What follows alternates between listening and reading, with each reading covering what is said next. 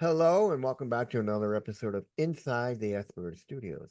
What happens when you move from one state to another and you can't find the resources you need for your son who's autistic? Well, my next guest had just that problem, so sit back, relax, and grab your favorite beverage and let's find out what she did to solve that problem. See you there. I wanna believe in the truth, but only see what I'm shown. Got the freedom to choose, but can't decide on my own. Follow what the group is thinking, bottle up my intuition till it's popping. Hello and welcome back to another episode of Inside the Aspergers Studios. Today I'm joined with Gaile Valcho. Welcome to the show, Gaile. Thanks for having me. I'm so glad to Not, be with you. not a problem. So why don't you tell me a little bit about yourself? Okay, so my name's Gaile Valcho. I'm the president of the Brady Valcho Autism Foundation. We live here in the Raleigh area of North Carolina. My husband and I started this foundation a couple of years ago. We are parents to our son, Brady, of course, who is 16. He'll be a junior this coming fall. And when we moved here to the Raleigh area in 2016 from South Florida, we, like most special needs parents, did a lot of research in this area. And we felt pretty good about coming here. There were some really wonderful universities like Duke and UNC, and they had some really amazing autism programs. The Duke Center for Autism and Brain Development. UNC has the Teach, facility. And so when we moved here, I was very nervous, moving my 7-year-old son away from the team that we had there. But I felt pretty good about what I was finding, at least through those schools. And I thought, okay, they're going to be churning out a lot of, occupational therapists and BCBAs and speech therapists, and I should be able to find most of these clinics. Well, that wasn't the case.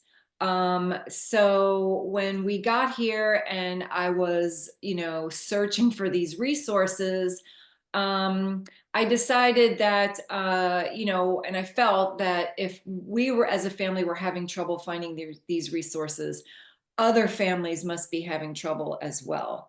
So we kind of dipped our toe into the nonprofit world with starting a resource fair and community event just for autistic children and families here in Wake County. And we call it the Holly Springs Autism Acceptance Day event. So that was our Mhm. first sort of, introduction, I guess, if you will, into, doing some sort of like coming into this nonprofit world. All right. When was Brady diagnosed with autism? So Brady was diagnosed at 2.5 years old. And he's our only child. So we didn't have like other kids at home to kind of look at him and then look at other kids and notice that things were like vastly different, right? Hmm. Things to me seemed a little off when he was a little bit, before the age of 2. He wasn't talking. He hadn't met some of the gross motor milestones. Hmm. He walked very late, didn't sit up till much later, didn't really crawl in the typical way on all fours. But I really wasn't connecting the dots yet. And then I thought, well, at 2, he's not really saying anything, but is that really a big sign? Maybe he's an only child. He's a boy. People were saying, oh, boys talk much later than girls. But at the 2-year visit, at his well visit at his pediatrician, he asked me, is Brady saying he should be saying at least 5 words? Is he pointing? No. Does he blow kisses? No. Does he wave bye-bye? No. And then, so he hadn't met some of those markers as well. And then when I was with Brady, he wasn't really engaged with me too much. It was more like he was just really focused on whatever was in his hands, be it some blocks, a truck, a book. Didn't really, when I walked into the room, look up at me, reach for me, want to give me the toy. So these were the kind of things that were starting to worry me somewhat, that there could be some other delays going on. So on our pediatrician's advice, we took him to a speech therapist through early steps. Mhm. And they recommended, yes, Brady meets the criteria for getting some speech. And they recommended just once a week. So that's sort of where we began. All right. Now, does he have any sensory issues? Yes, yes. He's always had a lot of sensory issues, especially with his head. I remember when he was much younger, he'd like to wear a lot of hats Mhm. and things on his head. So it's almost sort of protected, I think. There was a time when he wore a huge green sort of, one of those green felt hats, like those oversized St. Patrick's Day Yeah. hats. I don't know, somebody gave it to him once. Well, he would not take it off. And every time I tried to take it off, he would scream and cry, and he slept with it on. He wore it everywhere. This was like the age of like 3, 4. And I think it was almost like as like a shield, as a protection, because haircuts were really difficult. Washing our hair was really difficult. Even Mhm. now, at the age of 16, haircuts are not a favorite thing. Um, Brushing his hair, washing his hair, he does all those things, but I know he doesn't like it. And also sounds. There's a lot of sounds that tend to bother him. The hand dryer in a restroom will really, whatever decibel that is, will really bother him. However, the vacuum is okay. Fireworks, no. Hmm. When we're on a plane and the plane takes off, that can really disturb him. He puts his hands over his ears. So I think it just Hmm. falls on whatever that decibel is. And some food textures Hmm. will bother him too. Has he found any of his special interests yet? So I always say he's a guy of a few words, and he never really seems to get super excited over things except for science, a science museum, Hmm. Legos, ice cream, some books. He likes to read. Um, but he hasn't really said to me, Mom, I'm really super into this, and this is what I want to go do. Hmm. But if I was to say to him, hey, let's go to this cool science museum, that sounds great. So I could see in the smile on his face and his enthusiasm when we get there, kind of like lets me know that, okay, this is a good place for him, today. Now, we were talking before about what he's doing now. Would you have say that this may become one of his special interests because it's involving science? And want tell everyone where he's at and what he's doing. Yeah, so he got accepted into this science camp for this week. It's hosted by Biogen. They are a biomedical lab here in Raleigh. They're also like worldwide. They make different medicines. They do research for different medicines, different diseases like ALS, lupus, multiple sclerosis, Alzheimer's. So I found this through Link It NC, which is an organization that helps high schoolers now and kids in college, either community college or other universities, find jobs, find internships, find job shadows, and they work with dozens and dozens of companies here in North Carolina. Also Department of Health and Human Services, for job placement, and working on those skills. So this summer, this was a pilot program, and Biogen is one of their companies that they do work with. And they started a camp this week. So he's over there working in a lab, wearing a lab coat with about 7 other high school kids who are all autistic, and getting to just look in microscopes at different things. And they worked on this system of skin, and then yesterday was the digestive system, and they got to make things in the lab, and they got to eat in the cafeteria with the other workers. And every day he's just been coming home with a huge smile on his face.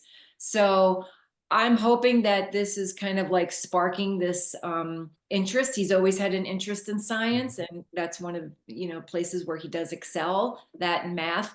So having experiences like this that these companies are doing is really it's fantastic. And I'm so grateful that these companies exist, and they're so welcoming, to kids like mine, and other individuals, who are neurodivergent, because they really have so much to give, if people just have an open mind about it. Yeah. So Yeah. we're very proud of them. Now, you said you had founded the Brady Valcho Autism Foundation. What made you want to start that foundation? So when we came here, and like I was saying, we couldn't find those resources, we started with the Autism Acceptance Day, and we invited a few of the clinics, like the speech therapists, occupational therapists, some camps that I could find. We did invite them to come to that very first one. And we also hold it at the Holly Springs Police Department. I went to them with my idea. They were really wonderful. They also, as a police department, wanted to do something with the autism community. They just didn't know what to do. So they loved my idea of having this event, and they wanted to hold it at their facility on their grounds. And they have a really nice facility that was pretty new. So we hold it outside, and I invited these these clinics to come, and these camps to come and have a table, and we had food trucks and a bounce house and music. And it was I just wanted a day where parents could come with their kids and let these kids just be themselves. Nobody was going to look at you sideways if your child was having a moment or was crying. We have a quiet space inside if they needed to take a break, and really kind of get the information face to face, with a speech therapist, or an ABA clinic, or a camp. And, you get to talk to them face to face, which is nice, right? Instead of on the phone, and I'll call you back, and maybe they will. And then also part of our foundation is we give first responder trainings to police stations and fire departments and emergency rooms on how to appropriately interact with the autism population. Because if anybody just Googles autism and law enforcement, there's a lot of stories, that are going to pop up that are really hard to read. There's people getting, arrested, people getting shot, kids getting thrown in the back of a police car from school, suspended. So, my husband and Matt and I go to these different police departments and fire stations. And we have a presentation. It's an hour long, and we're really coming from a parent's perspective. Like, you have to realize what it is about our kids. Our kids are different, and here's what they go through. Here's some characteristics that you're going to see, so you have to tailor your reaction to everything. the police are doing a good job, but they can do better, Hmm. so that these things aren't happening any longer, right? Yeah, I mean, I totally Mhm. get you, and I applaud what you're doing because you're right. When you read the news stories, I mean, it's all horrible things, and it's because these first responders have no training whatsoever in how to treat us. I mean, the only thing you know about is the cards these that you hear about, these autism cards that have a whole list of instructions of how to treat them, but you don't have actual physical hands-on, hey, this is what you need to do when you come across somebody who's autistic, who's having a meltdown. So, and the problem is they don't know how to identify between a meltdown and a tantrum. Mhm. That's right. There's a lot of characteristics and behaviors that are misinterpreted as something else, right? Hmm. Somebody could look to a police officer like that person may be under the influence of something right now. Maybe they're pacing back and forth. Maybe they're talking to themselves, but all it is a 17-year-old who's waiting outside of the store, whose mom is a little late, picking him up, and he's getting super anxious right now and completely overwhelmed. So and he's maybe doing some stimming, and this looks completely different to somebody else who does not know what autism looks like, right? So this is where the miscommunications lie. And I know you're seeing this, but it isn't. Or there's a person in the store who's pacing in front of the candy display, and the shopkeeper's like, is that kid gonna steal something right now? Maybe I should call the cops. That's not it. He's just having trouble making a choice. So maybe he just needs some assistance. Hey, can I Yeah, help you make a choice? When cops are being called, right? And yeah, then what happens? The sirens are on. Hey, stop what you're doing. What are you doing over there? And this is how things escalate, yeah. right? So, we outline our presentation. What it looks like is we kind of show them what, certain common, and we all know, if you meet one person with autism, you meet one person with Yeah. autism, right? You are completely different than what my son may look like, than what the next girl may look like. However, there's some commonalities, okay, that may hold true. So we kind of give them a framework of things, how to de-escalate those situations. You don't want to pull up there, with sirens blasting, lights going, things on a megaphone, and peppering them with a whole bunch of questions. They may not want to be touched. They may not understand what you're asking them. They may not respond to you right away. You give them time. They may not even be they may be a non-speaking person, Hmm. right? So then what do you do? So my husband and I came up with a sensory tool bag, which has fidgets in there and a communication board, sunglasses if they're outside, maybe the sun is bothering them or the lights are bothering them. And we teach them how to use that appropriately. Maybe you want to reach into your bag and pull out something and roll a ball to them, and maybe they'll pick up something and it'll start to like calm them down, or maybe they'll start, using a fidget spinner, or having a stress ball. Um, and then using that communication board, maybe they can type out their name with the Hmm. keyboard on the back, or their phone number. Um, Maybe you should look for an ID card. My son carries one on him that tells, first responders or whoever that he is an autistic individual. I am his caregiver. Here's my phone number. This information is really powerful. And your autism is something that should be, hidden or shameful. You are who you are, and it's a beautiful thing, right? Yeah. So, and the more they know about you, the better they can assist you. So that's kind of like what the presentations look like. And what kind of reception has it gotten? All positive reception, all positive reception. And we get tons of questions at the end. Oftentimes there's parents, officers, their parents themselves, and they'll come up and tell me like, my 10-year-old is on the spectrum. This is really fantastic. I've been wanting this in our Mhm. department.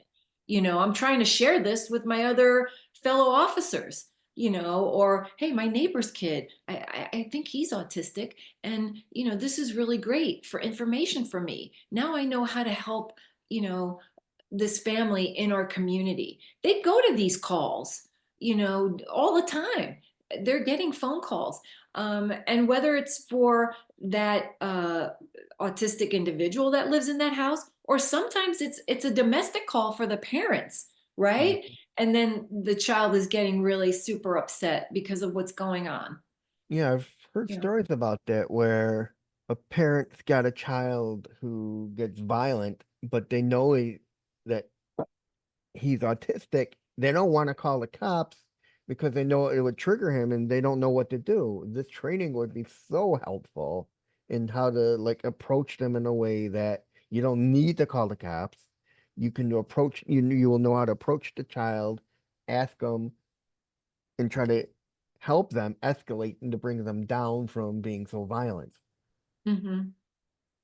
Yeah, that's true. And we also tell the officers that we train, host a meet and greet for your special needs families in your community. Mm. Allow them to come here, on a time when they're not in a crisis, right? When things aren't happening, Yeah. when it's a fun, safe, friendly way. Have them come visit the station, have them come see you in your uniform. Let them touch the fire truck. Let them Hmm. go on there, right? Our families use all these services. There are times when we have to call maybe the fire Yeah. department or, a police person, officer for help. My family did, my son did go into a crisis when he was 8, and we could not transport him to the hospital safely. This is what led me do this whole type of training. And the officer, as much as he wanted to help, he said, I really don't know what to do at this moment with him, And so I was like, well, then please just stand back and don't do anything. Hmm. Um, and that's the reason why we hold it at the Holly Springs Police Department, because it's a fun day. The officer they're out there dancing with the kids. They're Hmm. talking to the families. They get to also get a picture ID card made that day at the precinct. They get to put their kids' information into the Wake County system, that if you want to, you can say, okay, my son or my daughter is autistic. This is where we live, and I want them like have a flag, and Hmm. because they're a runner, they run out of the house daily. And what if they're missing? Hmm.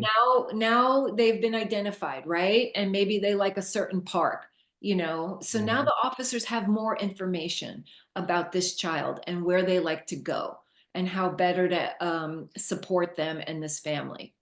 That is so vital because officers don't know how to treat these kids, and especially now, I like the fact that you have the meet and greets because then the kids can identify the officers when they see them coming up to them, if they're at the park, if they're in their homes. They go, "Oh, that's Officer so and so. Mhm. He's a good guy. He's not here to yell and scream at me. He's here to help me." It Mhm. kind of registers in their mind, one connected to two, and it sort of builds on that relationship between them and the officers. That's right. Yeah, absolutely. And our schools here, most of them have school resource officers placed in the schools. And to me, they play a vital role, in these kids' lives. And we've had some really exceptional ones, really great ones, who go into the special needs classrooms. And I tell them they come to our trainings too. If you don't go visit the special needs classrooms every day, you should. because you're really missing out on this incredible group of kids, Hmm. right? Who are so loving and so affectionate. And the impact you can make on their lives is so profound, and getting to know these kids in this way, in the school setting, especially, and for all the kids in school who are having like mental health crisis and moments, right? Our kids are like suffering right now, because of what happened in COVID and Hmm. being isolated. Um, you know, I've been reading, like the mental health of like our teenagers, especially whether they're autistic or not, is really fragile right now. And these officers, it should be incumbent upon them to, create that safety net for them. You know, So things that true. go on at school, right? Between the shootings and Yes. everything. It's like school isn't what it used to be. You know what I mean? A lot of these kids have that anxiety going there. Like, what's going to happen today at school? Like, who knows? It should always be a safe place, your Hmm. school.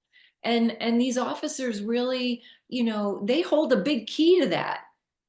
You know what I mean? And they Yeah. really have an important job. So they really need to use that. Now, do you feel your training will go national and from state to state? And do you plan to have it go national? Oh boy, I would love to, if I could get, other people to help us. There are other trainings though, I have to say, and some on a much bigger scale than what my husband Matt and I do. For instance, in New Jersey, it's called POAC, and they do a phenomenal job of training the officers up there. And they are really, really super big. They have a huge staff. It's a big organization. So they do an exceptional job. And there are some other like retired police officers also that are parents that I've read about, that go around and do some other trainings, in other states. So there are more of us around. I feel like, I'm just trying to help my little corner of the world Hmm. here in Holly Springs. And, we've reached about, oh, I don't know, 6 or 7 police departments and, some fire departments. And I'd like to start doing some emergency rooms, because our kids go there, Oh right? yeah. A really difficult time in an emergency room. And the bags, we've donated 300 of our sensory bags. And this is why we fundraise so hard, because everything is free. The trainings are Hmm. free, the bags are free.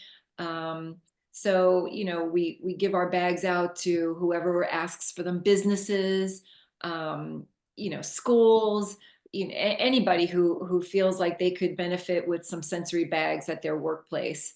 Um, so, yes, but I think the training, who's ever doing the training, it's really important, and and coming from parents, I think, means a lot. I'm not just some researcher standing up here, giving you some sort of data, right? Hmm. That can be a little okay. It's just another person giving us data. I have lived experience. My husband has lived experience. And we've also brought Brady to some of these trainings and let him speak as well. Because who better than coming from, my son, who actually is autistic, like, what do you want the officers to know, as a person who is autistic, that this matters the most to? It matters to me because I worry. I'm a mom and I worry when he's not with me, that is he going to be safe and okay Hmm. outside? But I want him to be able to express that to others, in the world, and have his point of view, his own individual point of view heard. Yeah, that's very important because Yeah. a lot of people have told me, and one of the things they worry about is what's going to happen when they're gone and their kids are alone. They need that lived experience, and the connection between the kids and the police stations is vital, because if something goes wrong, they know they can go to the officers. The officers know who they are. They know they're autistic. It's such a building block for the kids. Absolutely. Absolutely. We should be able to go to our police officers and not be afraid or not be worried, especially, families of color, and underserved families. I have a different out view because I'm a white woman and my kid's white. But I can't imagine the worry of a black family, and let alone an autistic black kid, and the worry that their family would have, right? So and how things can go really wrong just because of that reason. So it's important, that this message, gets out there, and these individuals, um, you know autism is a natural variation in the human brain. That's my belief. They've always, autistic people have always existed, and they will continue to exist. And they have wonderful things like yourself to contribute to the world, and my son. But we just need to learn about each other, so Mhm. that we can help each other and benefit from each other. Now, have you made any friends with all that's going on? Yes. So, friends is always is a difficult part. And Brady expresses that he wants friends. And I'm happy to say that this year he's had so much growth in so many areas, and we couldn't be more proud of him. And especially in this honors chemistry class that he had this group of kids that he was with, and there was a couple of girls in his group that he was working with, and they really sort of got to know him, and they all became friends, and they've gone out to lunch together, and they text each other. And one of them was a senior, and she went on to college, Mm. and they've been FaceTiming together.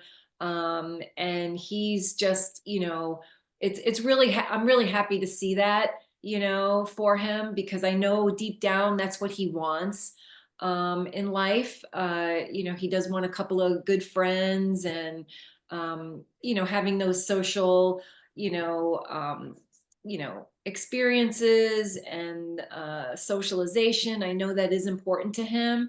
And I keep telling him, you're going to get there. You're going to get there. It just takes a little time. But and he has made such big strides.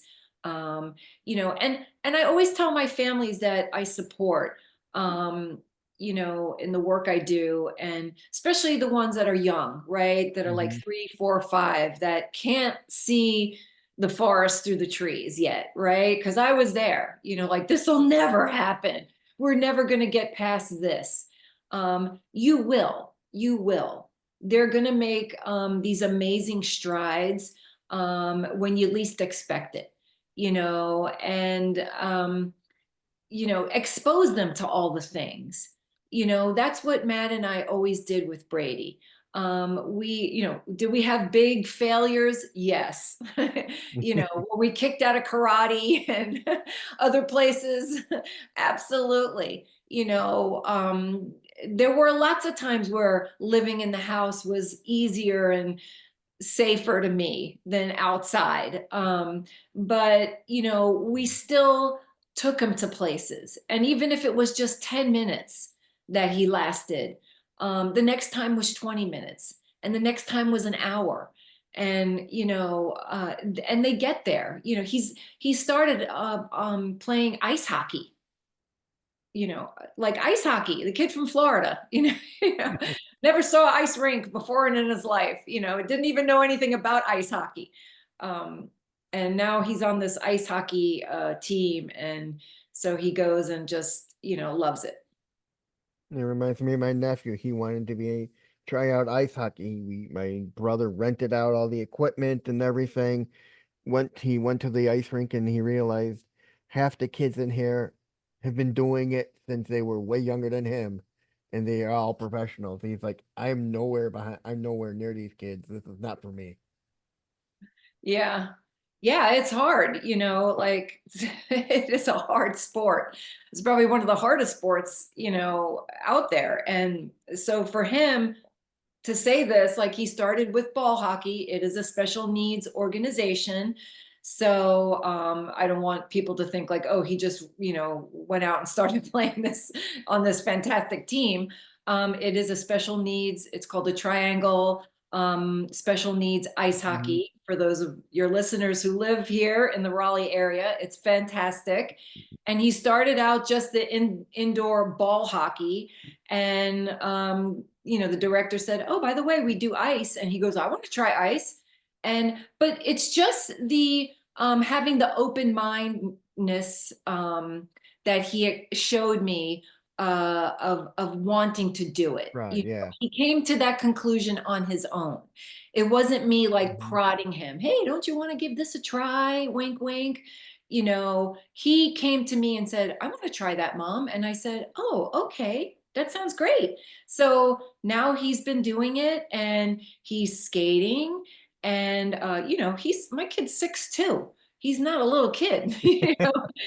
He's a giant kid out there on those skates, and he's probably one of the biggest ones out there. So they pair you up with mentors, That's obviously, good. and he started little like crawling across the boards, in the very beginning, really, and falling, and got back up.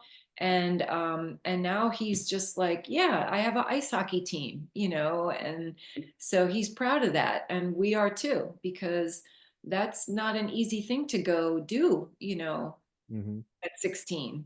Yeah. I mean, but that brings me to a very important point: is he knows the importance of stepping out of his comfort zones. He's like, I don't want to just be locked down to one thing. I want to try so many different things. And so many autistics get locked into one little thing. They don't expand their horizons. Yeah. He's expanding his horizons every day. I mean, to say, I want to try ice hockey, that's huge. So huge. It is. I know. And I think part of it is, I guess innate to have that inside of you. And then the other part is like, I guess us, coaching him and doing all of that exposure since he's been little. So he's been used to this, possibly. Um, and me too, watching, I guess like your parents are your first sort of teachers of things, Hmm. and they, especially I think autistic kids, they take in a lot more, right, than than they show us, almost, because he really does watch Matt and myself. um and you got to walk the walk, right? You can't be, the mom or dad saying, you better go do all of this, and you're just laying around, not doing maybe some of it yourself, Yeah. right? So that's at least my feeling. Um, so he sees Matt and I, expanding our world, right? Like we Hmm. didn't know anything about a nonprofit. Like, did we have any business doing it? I don't know, but we did it. you know we didn't know anything about putting on this big huge community event, but we did it.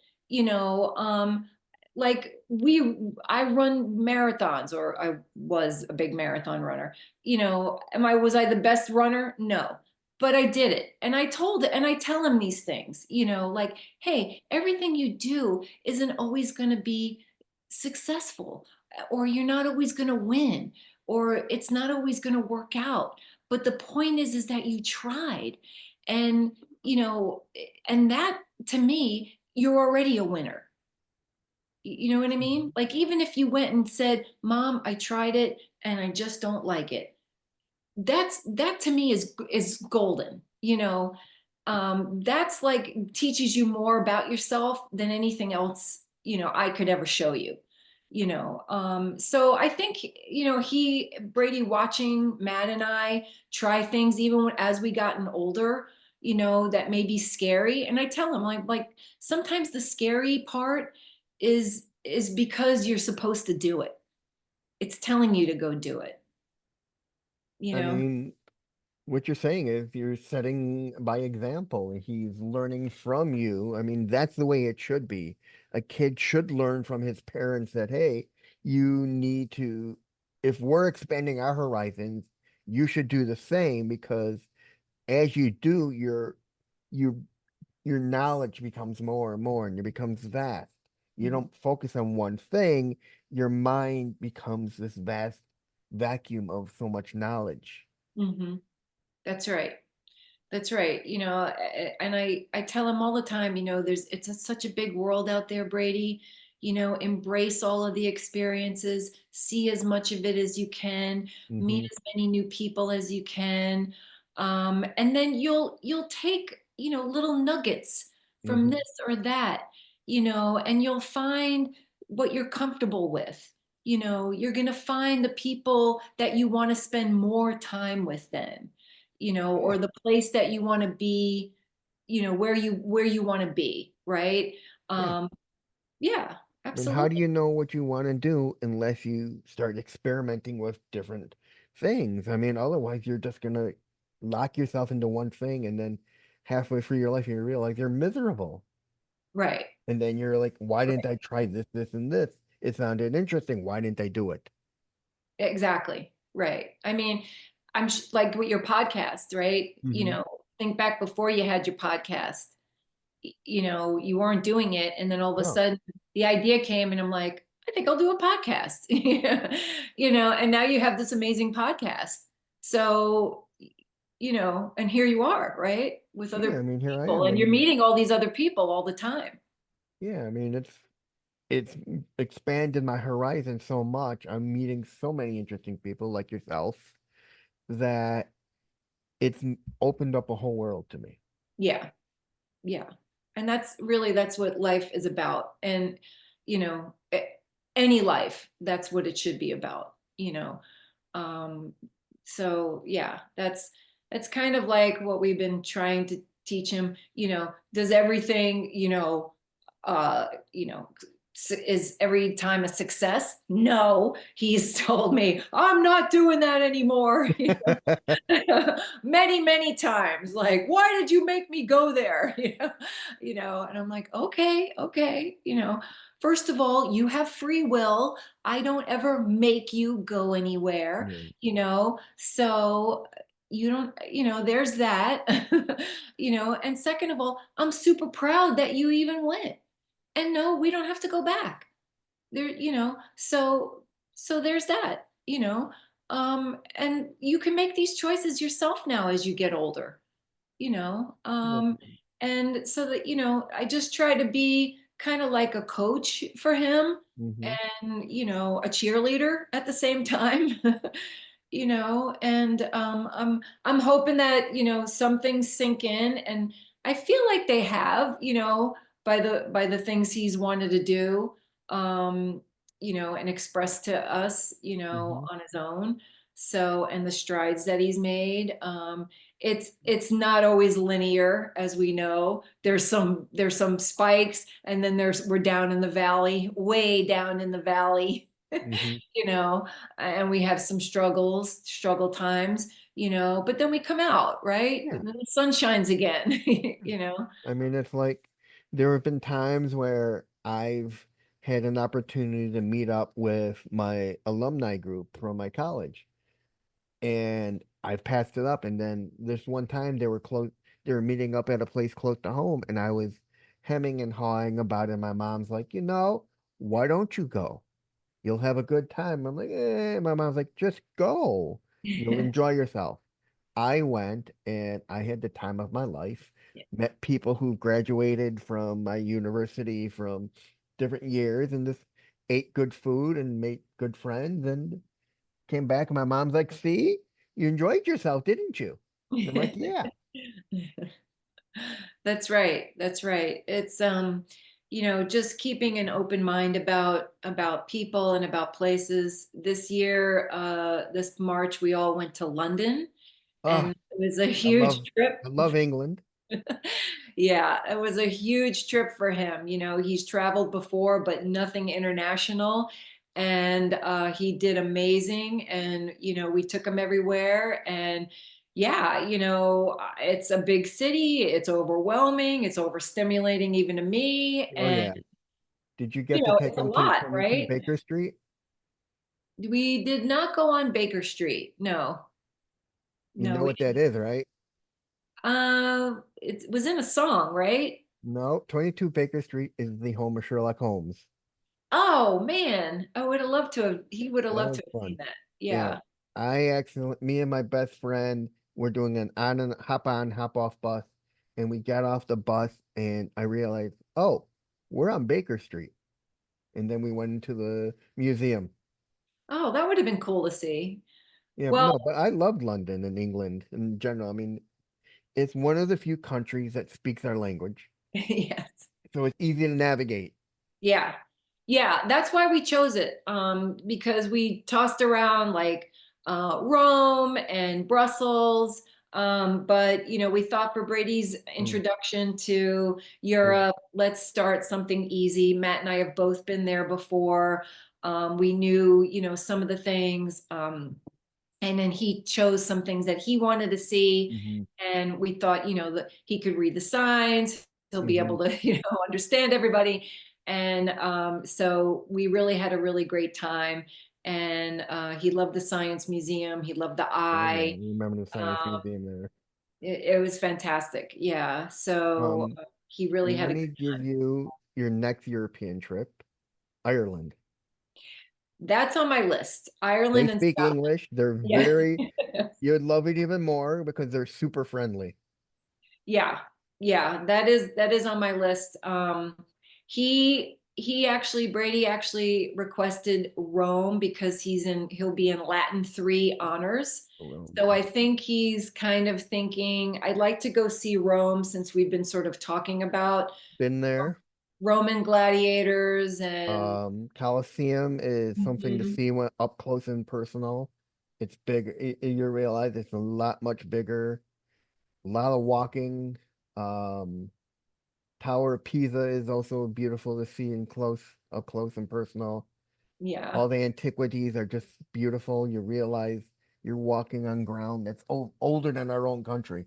Yeah, exactly. Yeah.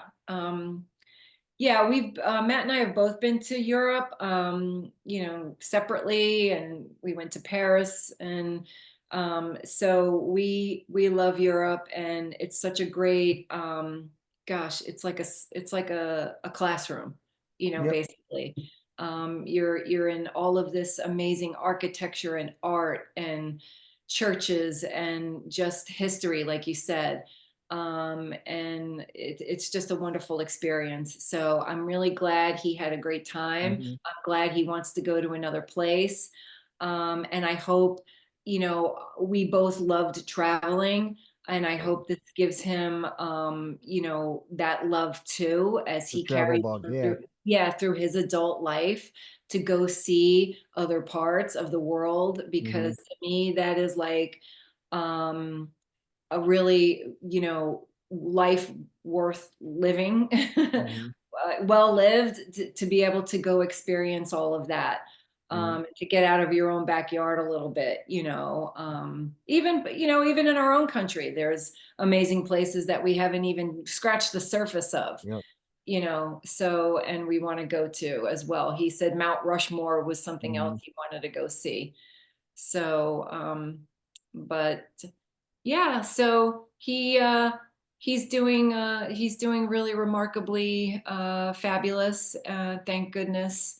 And so we're really proud of him. But yeah, so we'll Anyways, do be you starting. have any advice for families who are just realizing that their son, their daughter are autistic? Yeah, I've been coming across more and more families who are getting that diagnosis later with their kids, their Hmm. teens. I've been meeting these families who are like, "Oh, my kid's 14, and we just got our diagnosis 2 weeks ago." So that's been sort of like happening just like lately in the last like couple of months. I've been meeting more of these families, or even if your kid is just only 2, right, and getting this diagnosis. Of course, they're in 2 different places, but I would say, my biggest thing for us is, listen, it's not a death sentence. you know you're going to go through a process of emotions, so Hmm. give yourself the grace to do that and to feel those feelings. But your child is going to surprise you in so many ways, that you didn't even dream of. So where they are right now, they're not going to stay there exactly. um, their skills are gonna grow and develop in different ways and in different areas. Um, and just it's going to be like kind of like running a marathon after a marathon after a marathon. You're going to get through one portion, and then you'll have another cycle. So just keep your eye on the big prize, which is them and their life and where they need to go, and expose them to all the things that you could possibly can. You don't need to do European vacations. You have listeners, I'm sure they're like, well, I can't afford that. Okay, but there are organizations right where you live that offer free, special needs things in your community, that are movies and reading, days at the library, and all kinds of different organizations. You just have to search it out. And if there isn't one, start one yourself. Right? Hmm. Go to your local library and say, I noticed you don't have a special needs a story time. How about we start one? I have a 4-year-old who loves books, but when we come here, it's too overwhelming for him or her. Hmm. Maybe we can with the other kids. Maybe we can start a special needs one on a Saturday. You know, start these things yourself. That's how these things get started in the first place, by a parent who had an idea. You know, so expose them to as much as you can, and as often as you can, and they're going to surprise you in so many ways. And it's just been, a complete honor to be Brady's mom.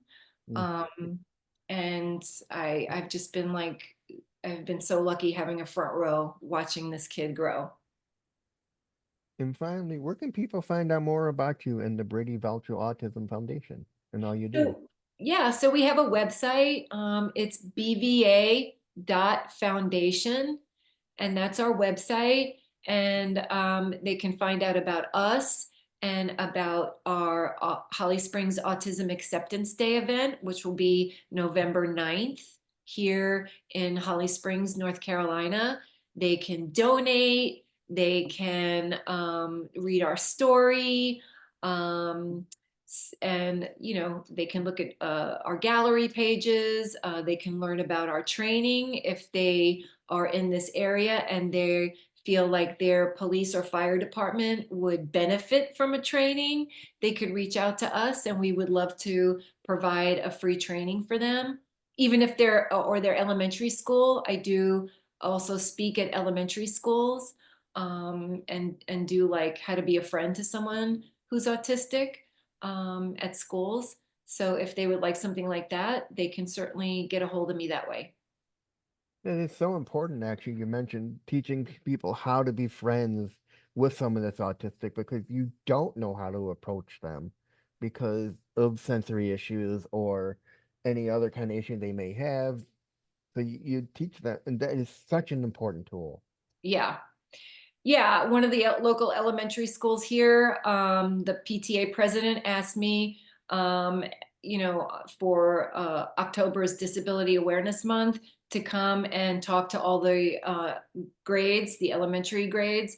And so I have a whole presentation on, you know, how to be a friend to someone who possibly could be in your class, who's autistic, and, what some of those behaviors may look like. And, Hmm. because it could be scary to some other children who are not familiar with this.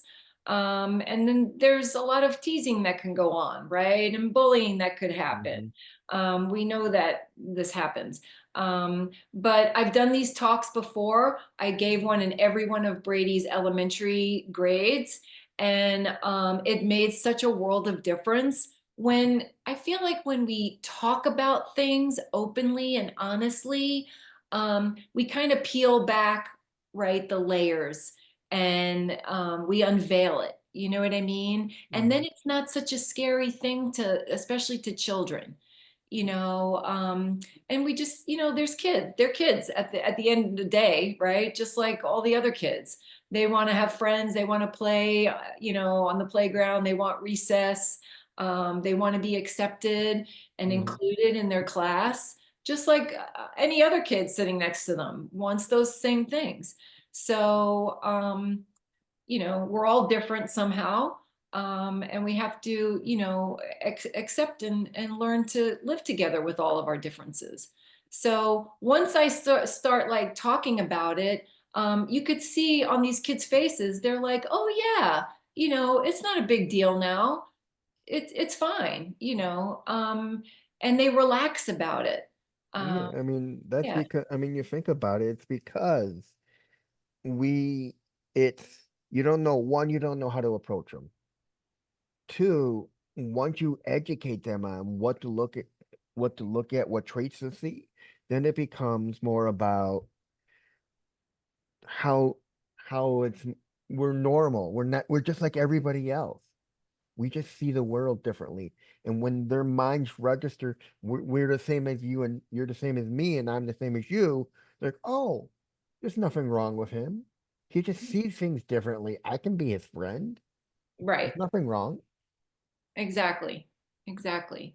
Um, yeah, it's and starting them, in elementary school, kindergarten is like the right time. Definitely. They take these lessons as they grow, and they're exposed to these kids early, because these kids are coming. Yeah. They're coming. So you're going to have them in your classroom. You're going to have them in your college classes. You're going to have them in your workplace. They're going to live on your street. They're all over, right? You're going to meet these folks, right? So let's learn as much as we can about one another. And they're not looking for anything special. They just want to be accepted for who they are, which that's what all of us want. I mean that's what it comes down to in a nutshell. We just want to be recognized as anyone else. I mean, yeah, we stand out from everybody else because we see things differently, but we're the same. We just think different. Exactly. Exactly. And and that's it, ladies and gentlemen. That was Gail Valcho, and I'm Reid Miles, and I'll see you in the next one. See you there. Thanks, Reid. You're welcome, Gail.